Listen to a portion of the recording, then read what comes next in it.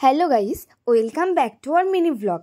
আর আমি কোথায় যাচ্ছি আর কার সঙ্গে যাচ্ছি আর ক্যামেরাটাই বা কে ধরে আছে, খুব এক্সাইটমেন্ট না?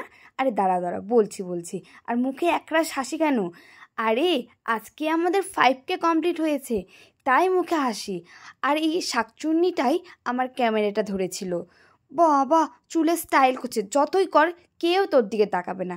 তারপর আমরা সোজা সোনার দোকানে চলে গেছিলাম। আসলে আমাদের 5K কমপ্লিট হয়ে গেছে, গোপুর জন্য তো কিছু নিতেই হবে। ওই কারণে গোপুর পায়ের নুপুর দেখছিলাম। তারপর এই নুপুরটা আমাদের পছন্দ হয়ে গেল, অবশেষে এটাই নিয়ে নিলাম। তারপর এবার টাকা দেওয়ার পালা।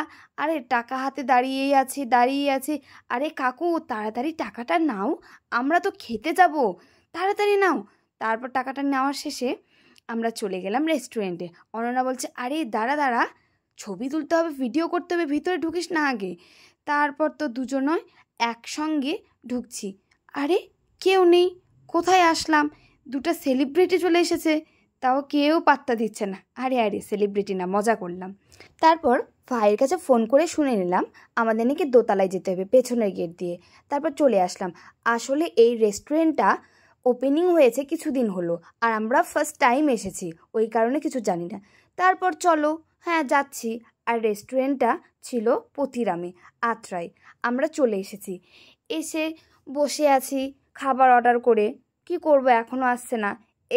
এই জানতোই যে এর মধ্যে আমাদের 5K কমপ্লিট হবে, আমরা খেতে যাবো, তাই 2 দিন ধরে কিছু খাইনি। কখন যে খাবার আসবে এই আশায় বসে আছে। তারপর আমাদের খাবার চিকেন কষা আর নান চলে এলো। আহা, দেখে মন শান্তি। তারপর এই যে দেখো, আরে জিভে জল চলে আসছে। আমি তো ভিডিওটা এডিট করতে করতেই তো আমার জিভে জল চলে আসলো। আর হ্যাঁ, অনন্যা বলছে দাঁড়া, এমনভাবে মাংসটার নানটা ভাঙবো না সবার জিভে একদম জল চলে আসবে, আর আমি তোকে ক্যামেরায় নিচ্ছি, তুই এমনভাবে খাবি সবার যেন মুখে জল চলে আসে। তারপর অনন্যা বলছে, আরে তুই একাই খাবি, সবাই ভাববে যে আমি কিছুই খাইনি, আমার দিকেও একটু ক্যামেরাটা কর, আমিও একটু খাই। আচ্ছা ঠিক আছে, কি করব, শাকচুন্নি বলেছে, শুনতেই হবে। তারপর সেই ছিল খাবারটা। আসলে খাবারটা খুব সুন্দর ছিল। তারপর আমরা চলে গেলাম তিনতলায় বেশ একটা আড্ডা দেওয়ার জায়গা ছিল, বেশ ভালো ছিল, আর ব্যাকগ্রাউন্ডটাও খুব সুন্দর ছিল। তারপর শাকচুন্নিটা বলছে, আমার দিকেও একটু ক্যামেরাটা ধর, যদি কোনো ছেলে টেলে পছন্দ করে। আসলে সামনে দুর্গাপূজা আসছে তো, একটা বয়ফ্রেন্ড তো লাগবেই, তারপর নয় ছেড়ে দেবো। দাঁতের মধ্যে মাংস আটকে গেছে, তাই সবার দিকে তাকিয়ে দেখছে না, কেউ আমার দিকে তাকিয়ে নি, তাই মাংসটা বের করে নিলাম।